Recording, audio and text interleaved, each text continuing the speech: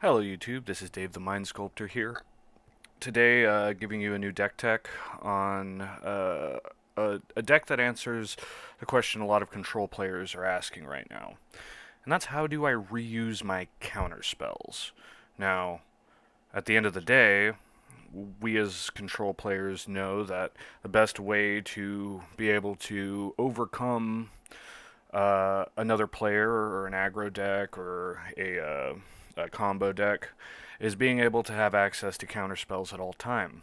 Now, the problem with that is there's not a whole lot of ways of doing that. There's a few different ways of getting cards back from your graveyard, mostly permanent spells. Um, but I think I've cracked it. I think I've finally figured out a way to consistently get back your counter spells, your removal spells, as well as a decent enough aggro presence to overcome the opponent. I'm sure I'm not the first person to think of this, so far from it, most likely. I'm sure there are other people who have thought of this exact same technique, but allow me to show you. So, we're going to go to our decks here, and we're going to bring up this little ditty right here. So this is Jeskai Mutate control. Basically, build your own Snapcaster Mage. So let me put it into a different deck layout. As you see here, the first step in ensuring that you have a consistent amount of removal as well as counter spells is having a decent suite of both those things. Now, it took me a while to come to the conclusion that I didn't need as many as I would have otherwise needed in a regular control deck.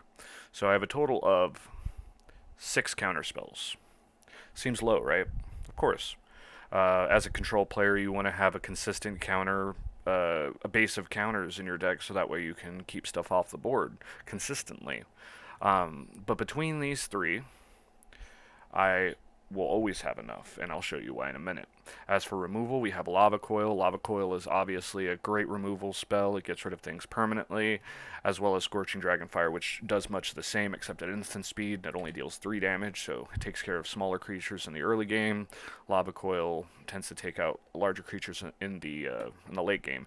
And even then, a lot of the times, I will have the ability to play multiple lava coils in the same turn, in which case I can take out a much larger creature than I otherwise would. In some games, I was able to take out Uros by double triggering on a specific spell that I'm going to bring up a little bit later, and getting both the lava coil and Scorching Dragonfires back from my graveyard in order to reuse them and kill the same creature.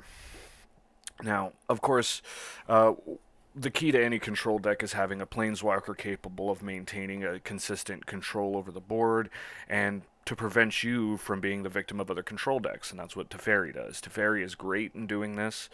He basically does everything you need. He prevents your opponents from being able to cast instants and sorcery spells, basically eliminating counter spells. He lets you cast spells at flash, which is going to be very important for one particular spell. Actually, a couple, considering Lava Coil is also a sorcery. That definitely matters in some games, I can tell you that much right now. And then return target artifact, creature, and you know what Teferi does. Teferi's a jerk, and a lot of people hate him. As a control player, we bathe in the hate. I love it. But anyway, so Teferi Time Raveler is a great card, and with the other effects that I have in this deck, it tends to work out very well. So let's move on to the actual package itself that makes this deck work. So, and that is Rodan. No, it's Vadrok, Apex of Thunder. So it's flying, first strike, mutate, and whenever this creature mutates, you may cast target non-creature card with converted mana cost 3 or less from your graveyard without paying your mana cost. So this whole suite right here, I can play at instant speed with certain mutators, which makes it very effective, and it basically gives me the ability to recast my counterspells multiple times throughout the game because it doesn't exile them after it does it, which is amazing. So I can basically I can counter multiple spells with the same counterspell throughout the game, and that is essential to being able to keep control of the board and keep a clear board state. Now, in addition to that, we also have Lord Drakus, which kind of does a similar thing. When this creature mutates, you can return an instant or sorcery card from your graveyard. While it's not flash, so I can't do it at instant speed, I can't flash it on a creature. 2 mana is not very expensive, and you want to spend as little mana as possible so you can have mana up on their turn to be able to counter their spells. So Lord Drakus is great in that effect. And, you'll have some turns where you'll just have a Rodan on the battlefield, you'll have a Teferi in the graveyard, and you'll have an Absorb or an Ionize or a Dovin's Veto in the graveyard as well. You play a Lord Drakus on your Rodan, you get back your Teferi, you get back a counterspell. That's a fucking good turn. That is a damn good turn if I've ever seen one. And then you have a counterspell that your opponent knows about, which is the worst. I don't know if you've ever played against a control matchup, but when you know they have a counterspell, it's much worse than if you don't. I don't know. I guess not, because you have knowledge over the fact that they have a counterspell, so you know what to play and when to play it. You can strategically play your spells in a certain order to where they try to counter something that's less valuable so you can get something more valuable down. Understandable. At the same time, it's still menacing as all hell, knowing that at any point in time, anything they cast, they can counter. So sometimes people just scoop to that. Some people scoop to the inevitability of knowing that, oh, he's just going to have a counterspell all the time. Fuck. But, it's fun. And Lord Drakus kind of helps piece it all together. I love this art, by the way. Look at that art. So pretty. Anyway. So, in addition to that, we also have some other mutators that also help, keep the flow of the game going.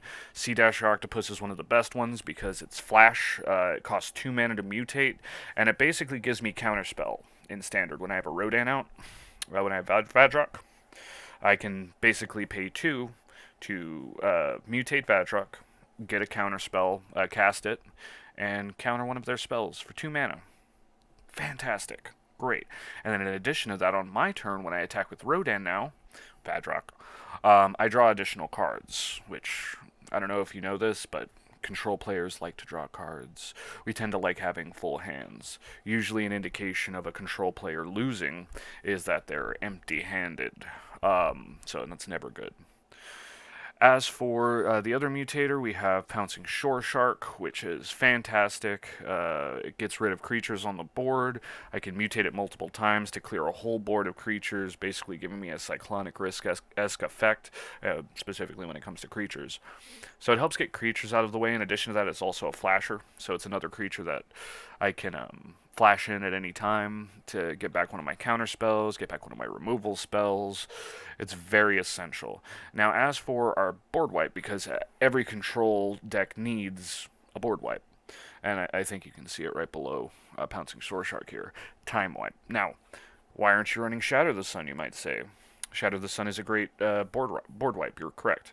The problem I have with Shadow the Sun is that I have usually one creature on the battlefield, and if it dies, I lose over 10 creatures sometimes. The thing about Mutate is you have an inevitable stack of creatures. And what Time Wipe enables me to do is to both wipe the board and get that creature back. So if I have like 5 creatures stacked on top of each other through Mutate, I can play a Time Wipe, get everything back, sometimes even at instant speed, thanks to Teferi here, and have basically refill my hand in addition to wiping the board, which is crazy. Like, it basically makes this time wipe the most valuable board wipe in the current standard, because it gives a control player both the ability to draw a bunch of cards and wipe the board at the same time in this particular deck. Of course, this shell is very specific, and it's not perfect. There are always problems with any deck. There are decks that get around this. I actually have had pretty good luck against mono red. I've had pretty good luck against most of their control decks. Most aggro decks, there are a few aggro decks that overwhelm you too quickly, and if you let one spell resolve, you pretty much lose. And that's rather unfortunate, but it's inevitability, unfortunately, in Magic, unfortunately. There's always going to be an aggro deck that's going to be able to overwhelm you quicker than you can counter their spells. And that's always been the problem with control in general. But I feel like this deck, being able to have creatures out on a regular basis, especially really good creatures, like Rodan can block a lot of things. Despite being only a 3/3, he has first strike and flying. So, Chandra's Spitfire, the new Chandra Spiraling. Chandra Spiraling is a bad example because it gets double strike and can meet it in the first strike zone, but it still kills it. But it can kill pretty much any mono red one drop, bar none. Even with I think Infuriate won't. We'll still allow him to kill it. Pretty much anything besides like Torbrand can be killed by Rodan, which is fantastic. And he's the main one you want to get. He is the main creature that you want to see consistently on a regular basis because he is the key to this combo.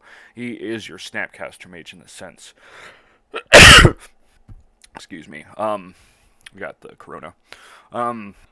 So as for the mana base is fairly simple.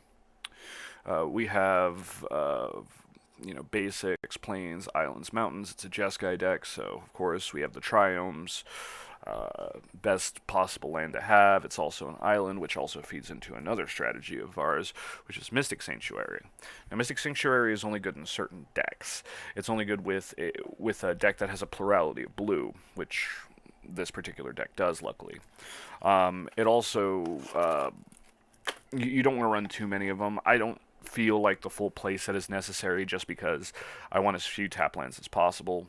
I already run the temples, and that can be a problem in and of themselves, but I only run one of each. And they help add consistency to the deck, as well as Castle Vantress, which can sometimes come into play untapped, but very rarely will, considering the deck mostly consists of islands.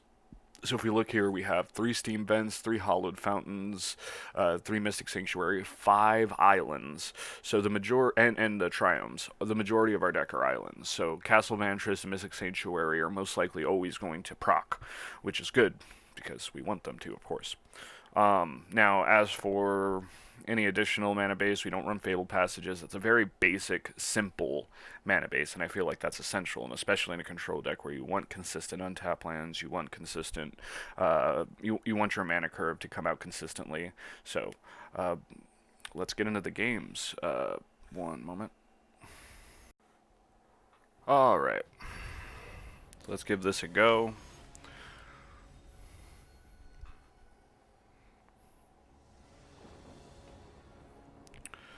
Okay, so once again, this is a great hand. Yeah, we can keep this. We've got a Rodan, we've got an Ionize. So the technique behind playing this deck is to counter everything you can in the early game. Uh-oh. See, I would say I have a pretty good matchup against this cycling deck because really ensuring that you have the counter available for the Zenith Flare is really the essential thing, and this deck is able to do that pretty consistently. This Draneth's Stinger is going to be annoying, and I don't have any removal as of yet, so we're going to play this tapped. I think after this we'll hold up the Absorb for a little bit and gain some life back.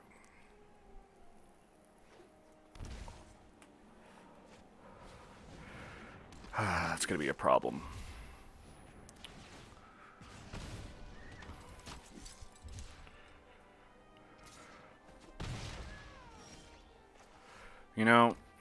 In this particular situation, I don't think we should have to worry about Zenith Flare as of yet. He does have 2 cards in the graveyard, but I think we're going to put down Rodan and hope for the best. That way at least deters them from attacking it. He might waste the Zenith Flare on the Rodan too, which would be splendid. We have another wooded head. Come on. Figure out what you want to do. Okay. Create some 1/1s, deal the damage, cycle a card, draw a card.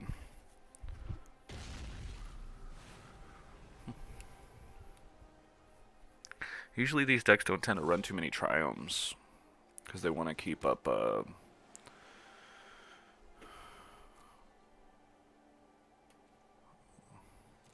they want to try to have as much of a untapped mana source as possible. Oh.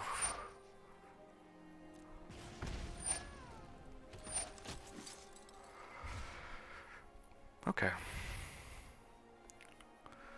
Things are not looking great, but things could be much, much worse right now. I think we're in okay shape. They're going to do this. There's not really much you can do about this because it's so early. There's so much early game stuff.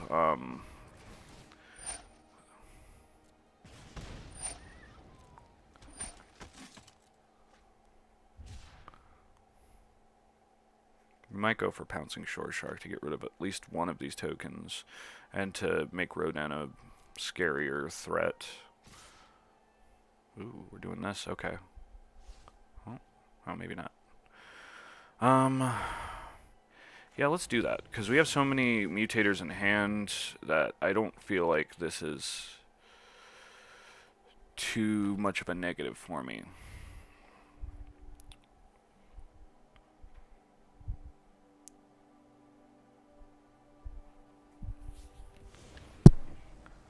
Put that over. Get rid of one of his tokens.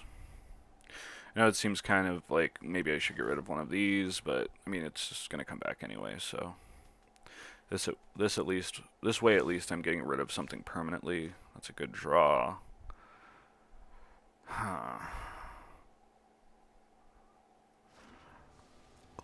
Play it untapped or tapped.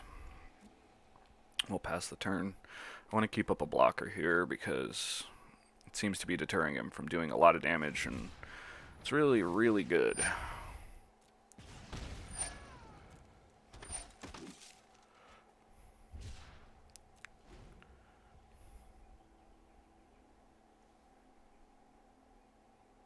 Maybe I should have held it up. Probably should have played that untapped, but I don't know. I'm trying not to lose. I'm trying to lose as little life as possible. He's got 7 cyclers in the graveyard. Maybe this will be the turn where he finally attacks. Maybe he's going to go for a Zenith Flare on that, which is lovely. You're stupid. You're bad and you should feel bad. I'm killing this too.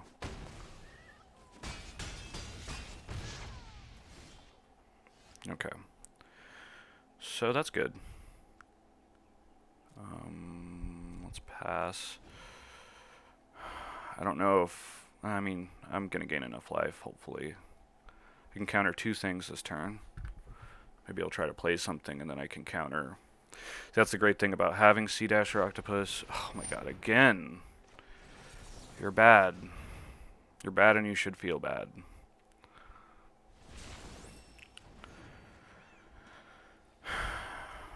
You're just gaining me life at this point. Well, it does hurt. Could be worse.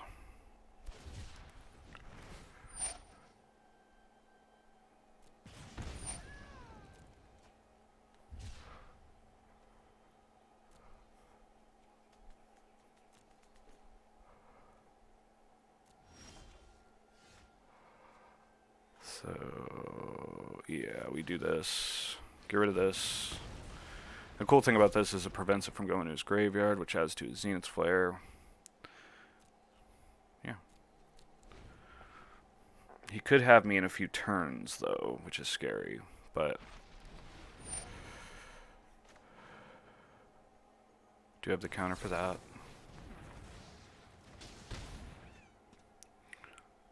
Now, if he has another one, it's very bad for us. He doesn't. Good.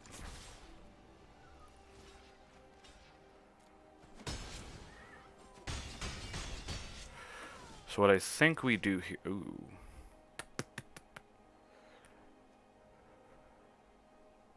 I mean, we do that. This seems good all around. Now, if he has a Zenith Flare here, it's unfortunate, which he doesn't, so that's good.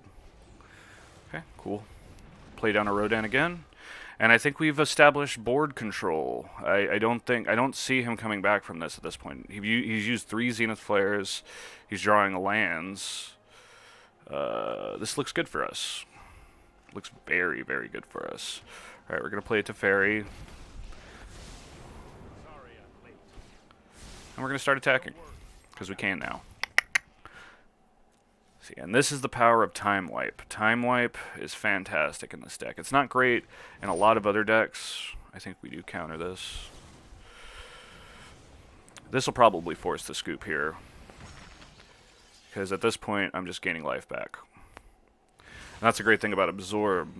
In spots where I feel like, you know, things aren't looking so great, I'm going to play this. Yeah, this should force the scoop, but we'll see. So now I draw that. Now I have a counterspell in hand, as well as one in the graveyard. You can't play instants or sorceries. There's got to be a point where he decides, yeah, this is probably my time to scoop.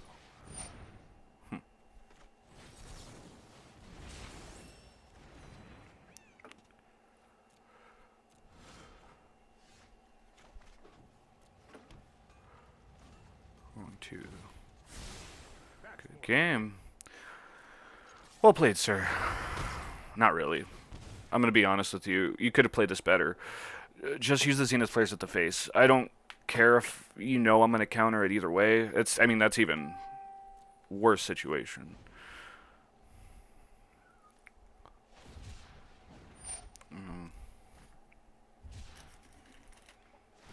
This is more or less just sad at this point. Yeah.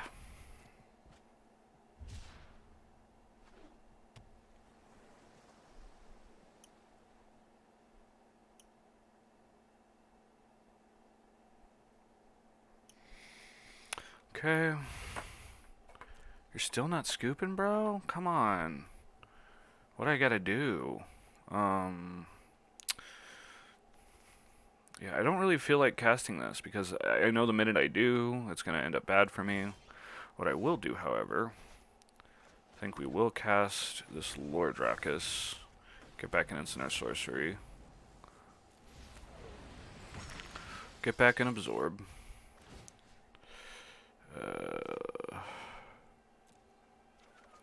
and then we will attack. Okay. And we let him go. Yeah, this is definitely an example of how this deck in particular can just dominate. You know, he has nothing at this point. He has no cards in hand. He has most likely no way of getting rid of this. I have a counter spell in hand that he knows about. And there we go. Very nice. Alright, game 2. Let's see how we do in the second game. Hopefully just as well, we'll see.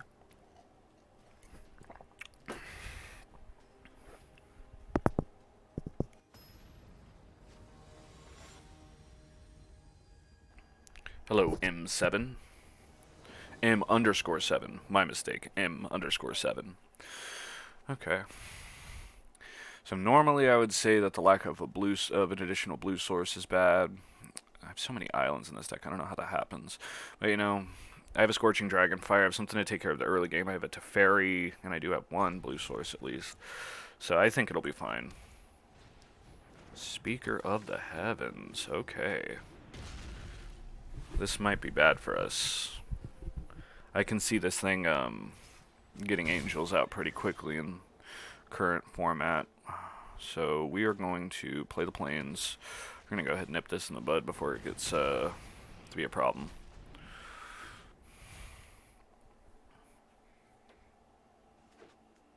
I'm taking this as mono white life gain by the looks of it. Ooh. Well, that's rather unfortunate.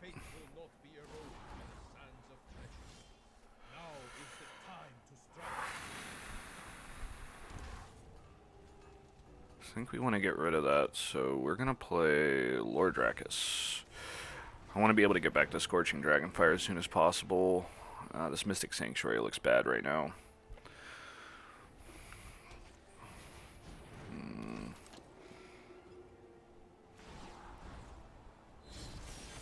My sand will protect you.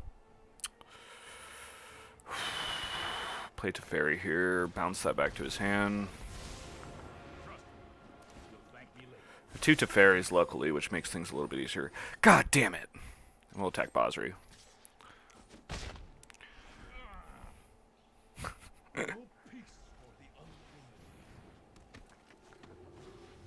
Ooh, interesting. Is this Angels? I know they just printed Baneslayer Angel, which is just basically better Lyra, so, I mean, why not, right? Okay, so I think what we do here...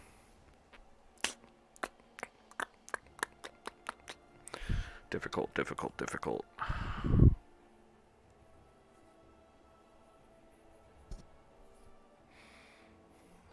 Play another Teferi. Bounce Linden back. And then we... I think we do... I only have one instant. Yeah, let's do Sea Dasher Octopus. I know it's one of our flashers, but, I mean, I don't think we'd attack here. Bishop of Wings has got a big old butt and it cannot lie. Ooh, another speaker. Interesting. Okay. My sand will protect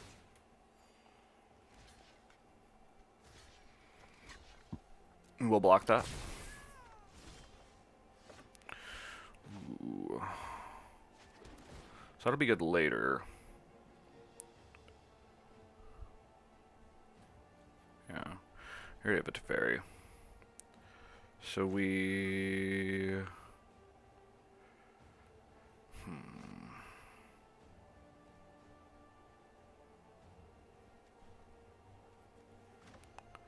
Kill this.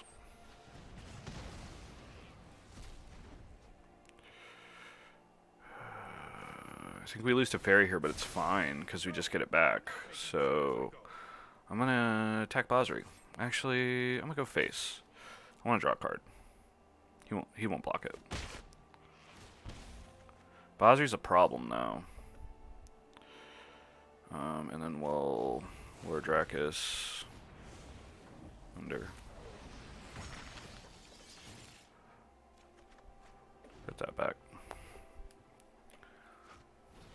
Oh no. So this could be very bad for us. I will guard your advance. We really want to see a time wipe here, like real bad.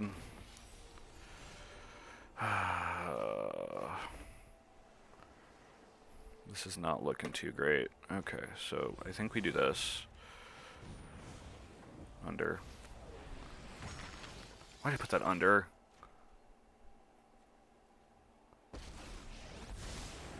Send this angel back.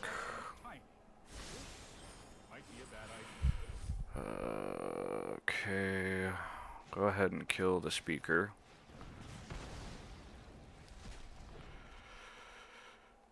And we'll pass.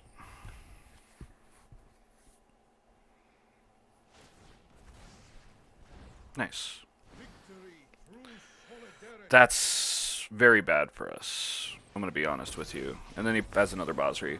So Basri's turned out to be much better than I was expecting him to. I first saw him and I was like, it's just kind of Gideon. It's just a Gideon. Oh, he's not even... Why not? Weird. I guess he wants to hold up a blocker. That makes sense. Too bad for him.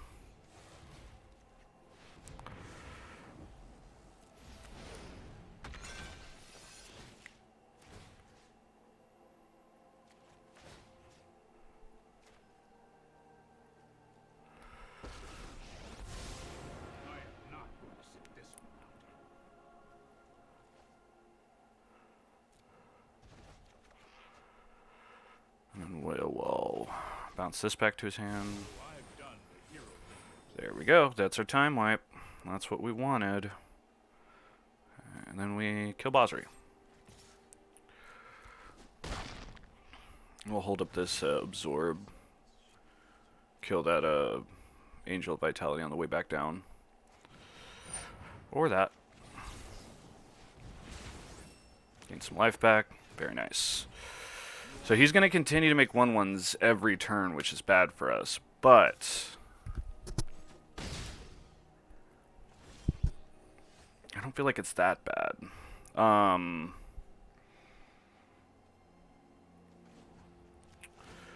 Hold this up here. Might be a bad idea. We just attack and then time wipe in response to him playing something. Yeah. Yeah, it seems like a good strategy.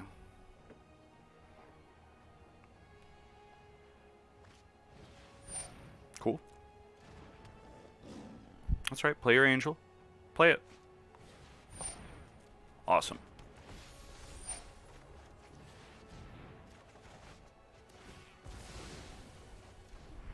I guess I could have done that in response. Ugh, I'm dumb. That was a mistake. So now he gets 2 1/1s.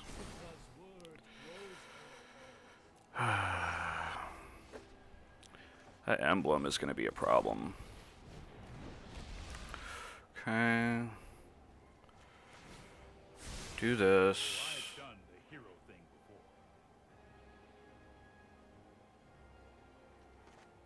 before. Play a Lord Dracus on it. Under. So we'll get back this time wipe. And we will play Teferi. Infinite board wipes are good. Responsibility. Don't worry, I got this.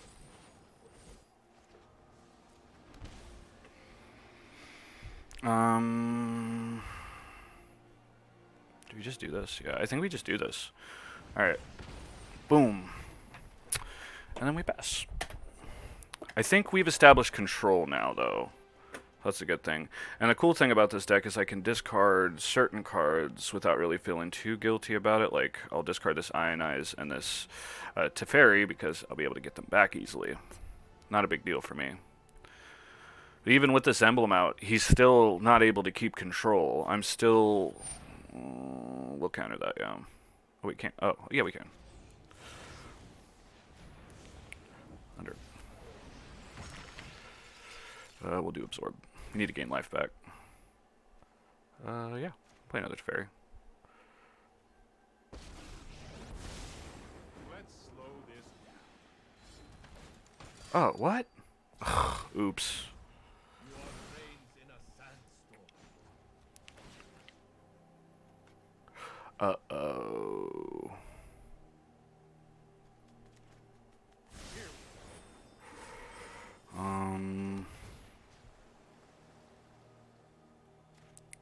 Back on top. Protection from multicolored specifically. I don't think it gets protection from this though. So let's... oh, Lord Dracus under.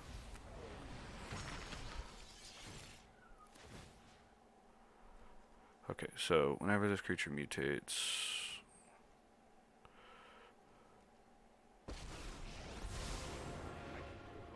Stand by and watch. Let's try this. there. This thing got flying? Nope. Draw a card. Pretty good. Discard these 2 Ionizes. So we can counter one thing. Wait, yeah, we can. Oh, wait. So white, white, white. White, blue, blue. White, white, blue, blue, blue. Yeah, we can counter one thing and wipe the board at the same time, which is pretty good. Like that.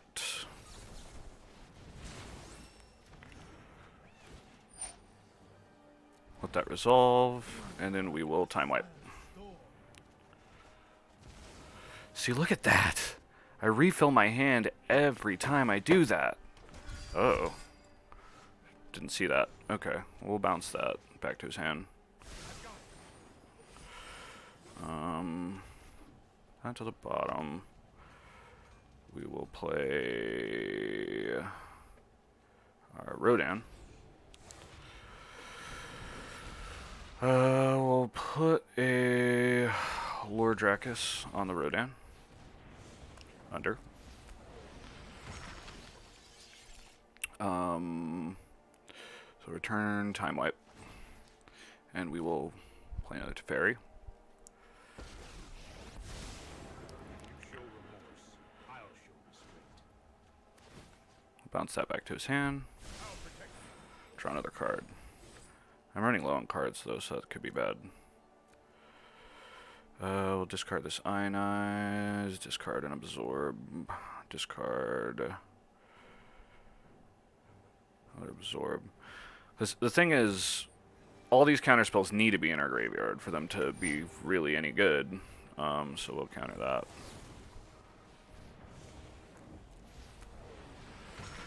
And we will absorb it.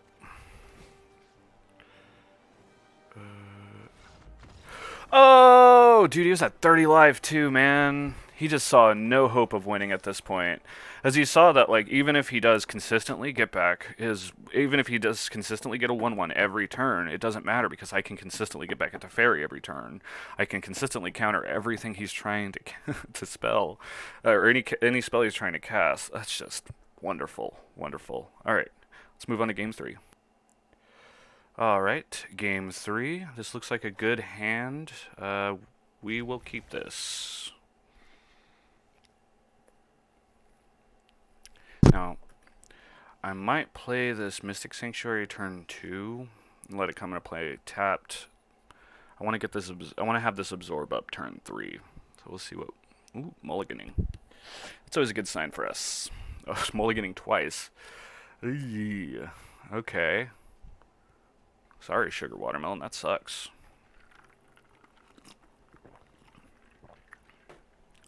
Come on, dude. So, having the Absorb, a Lord Dracus, and a Mutator in hand is pretty good. Means that I'll be able to get back this Absorb at some point. Hopefully at instant speed. We're going to play this first so we can get a Scry.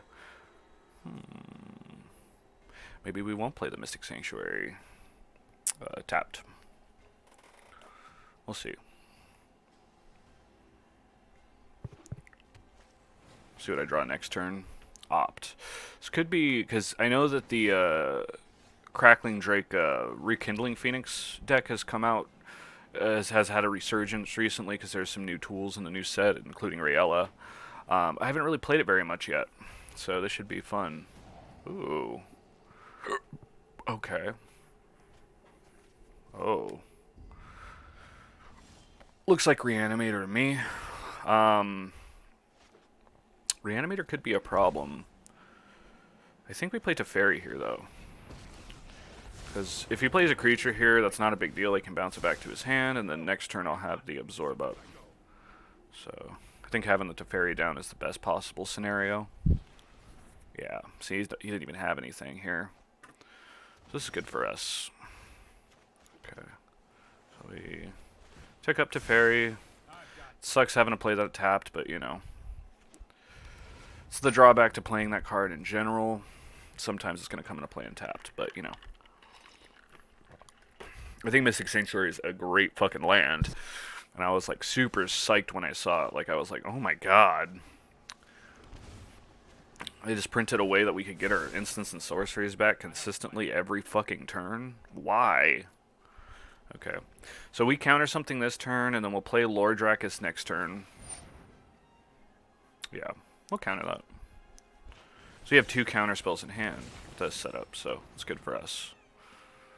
I think this guy might scoop early. He seems like the type who, if he gets one or two things countered, he's probably gonna scoop. Take up. I don't see any reason. Yeah, I guess would have made sense to get a land, but I don't know. I feel like we need it very much here. We'll veto that. Can't let him draw so many cards. What's he got here? Storm Herald, okay. Oh, no. Oh.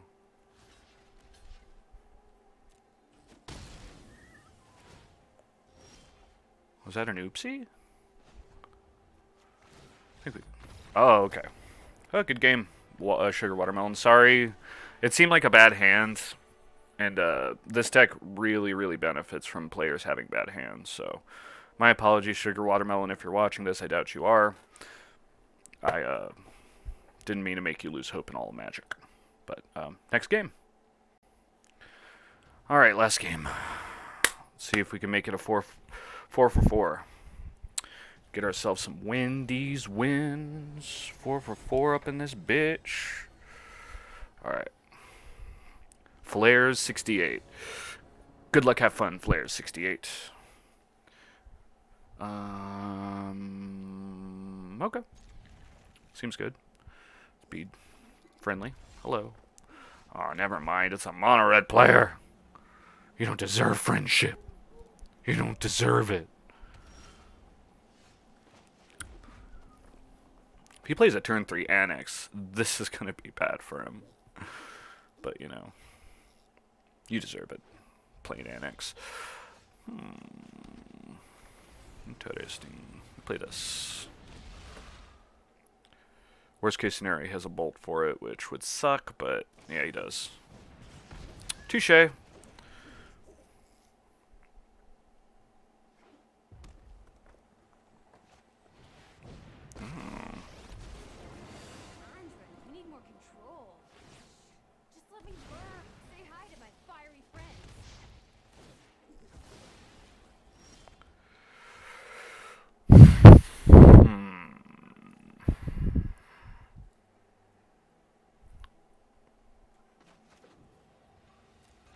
Chandra's going to be a problem.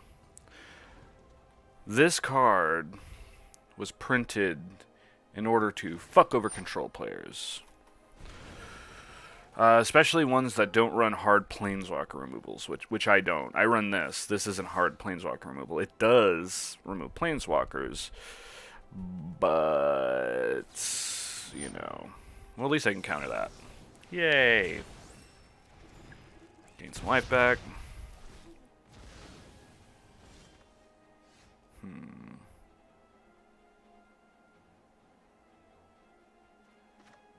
Wish I had another land here, but we'll play that.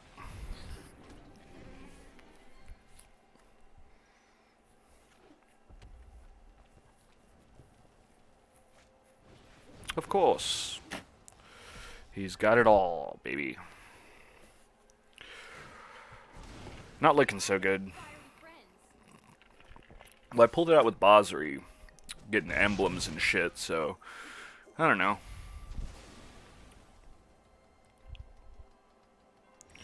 I wish there was a way that I could counter that consistently. There really isn't. I think we hold up the Ionize here. I don't know what this deck is trying to do. Is it just Chandra Tribal? Is that what this is?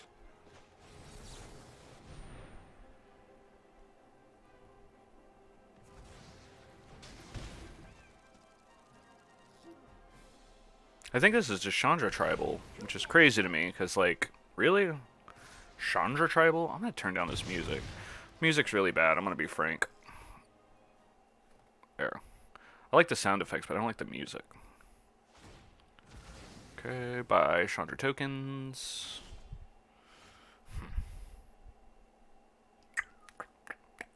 I don't see us winning this one, guys. I really don't.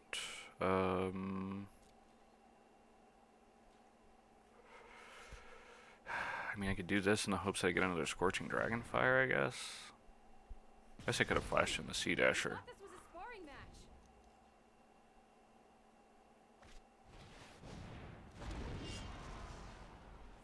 It's pretty bad for us.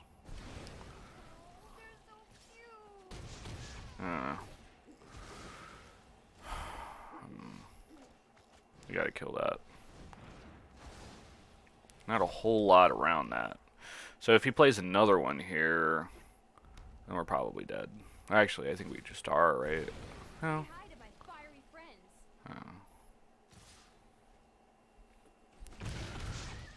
So you play another Rodan here, and hopefully draw a land, because we really need a land here. Oh, okay, well, he's just got that. I think that just kills us. Oh, he's got 2. GG, Flare 68. Well played. Well, we'll just see you back again in the wrap up. Alright, so those were some eventful games. We saw a good range of matchups, which is good. I always want to try to get a good range of matchups. Of course, we did run into 2 mono red players, which is bound to happen. Actually, I think we excluded one of those games because it was just a bad keep. But overall, the 4 games that we played, we won 3. So 75% win rate's not bad. We saw the power of the Build Your Own Snapcaster package. These 4 cards right here single-handedly win you games, and it's pretty fantastic. Pouncing Shore Shark does his job a lot of the times, getting rid of like tokens and smaller creatures, or bigger creatures even, that are too big for our Lava Coils and Scorching Dragonfires to take care of. Now, we did run into a problem where Planeswalkers are kind of hard to deal with. So I'm gonna look into, well, I need to, of course, build a sideboard. That's the number one thing. If we had a sideboard, we could put in some stuff that I feel would be better for those matchups, from matchups with heavy Planeswalker presences. But overall, if you have a creature that can counter a spell, it's very hard to remove. So having Rodan and these other creatures available to be able to get back my instants and sorceries fairly consistently, it makes the consistency of a control deck much better. Now, there's also games where, we run into matchups where we get none of our removal, none of our counter spells, and all mutators, which does tend to suck because you're not really doing anything with your mutators at that point. So it's definitely best to mull those hands. If you need a good mixture of instants and sorceries and mutators, because otherwise, what are you gonna do? You're not really advancing your board state. You're just advancing your board state, and it doesn't match up well with Time Wipe. So you want all your creatures to be in one neat package, so that way you can pick them all up with Time Wipe and reuse them. So, and preferably at instant speed, thanks to Tefarunes here. But yeah, I think overall it's a great deck, and it's pretty pricey. I think I have up. Hold on here. I had up an MTG Goldfish page where I had entered it into the system to try to see how much total the deck would cost. I think it was a little over 200, which isn't too bad as far as standard decks goes. It's not great, of course. It could be much better, but as far as getting at least a portion of the way. Let me see here. I think this was it. See if the deck even shows up, though. I don't think I saved it, but I hold on one second here. Oh, great. Okay. Well, we'll cut for a second while I get this prepared then. Okay. So if you look here, yeah, 206 in paper, 155.99 and online. There's a lot of expensive cards, but not really too many. I think the majority of the money is coming from the land base. Mana base is the majority of it, like $36 here, $29 here, $25. Basically, the story of Standard right now is that shocklands are very expensive. Now, as for the mutators are relatively inexpensive. $6 for a full playset of Sea Dasher Octopus, $8 for a full playset of Vadrok, which I think is criminal because that's a really good card. 75 cents for Pouncing Shore Sharks, nothing. Teferis are also quite expensive. Now, Teferis have gone up just because even in like modern, they're pretty powerful and have a lot of effect. The rest of it, not so much. Absorbs the most expensive instant and sorcery. So, I mean, overall, it's not a budget deck by any means, but it's definitely not one of the most expensive decks that money can buy. And it's definitely something I'm interested in putting to paper, I think, eventually. I need Teferis. They're expensive, but we'll get those eventually. But yeah, overall, I think it's a fantastic deck, and I think it's a good start if you're... I mean, it's a lot of mythic wild cards, so this is a mythic wild... This is 4 mythic wild cards. Actually, no, I think it's just that. Yeah. Literally the only mythics that we're going to have are Vadrok. This is uncommon. This is rare. So we do have another rare. Uncommon. Rare. Oh no, this is uncommon as well. My mistake. Uncommon. Common. Rare. So tons of rares here. But, you know, lands are always... Dual lands are always pretty rare. But yeah, overall, great deck. I enjoyed playing it, and I hope you enjoyed watching. Have a great rest of your day, and please subscribe to my channel.